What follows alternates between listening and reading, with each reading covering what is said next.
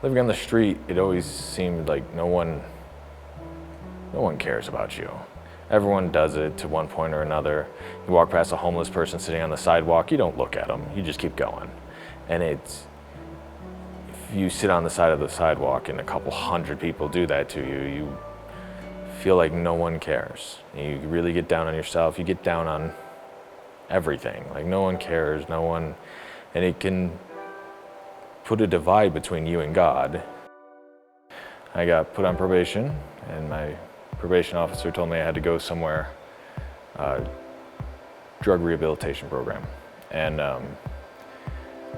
she gave me this long list of all these different places, and Gospel Rescue Mission was on it, and I recognized the name, and so I decided to go there. I went from thinking that this place couldn't help me, and that I was just gonna leave it as soon as I could, to realizing that everybody there had gone through this process and it had helped them, and they were now sober and doing a lot better. And through that, I slowly started paying attention to what they were saying, and what they were saying is that Jesus can help you.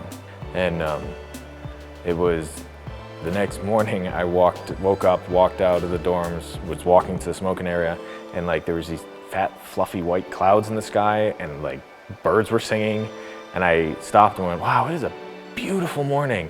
And it's the first positive thought I had had since I came off the street, since getting sober. And it was so out of the blue for me that I stopped and went, where did that come from?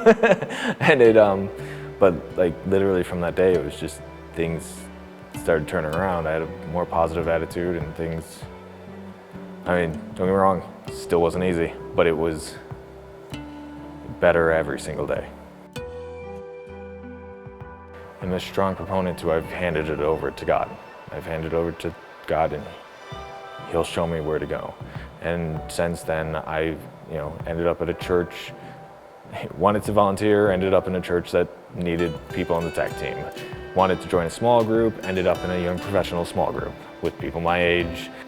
So I don't have this big master plan or anything, because like I said, we've kind of talked about what happens when I plan things or try to direct things.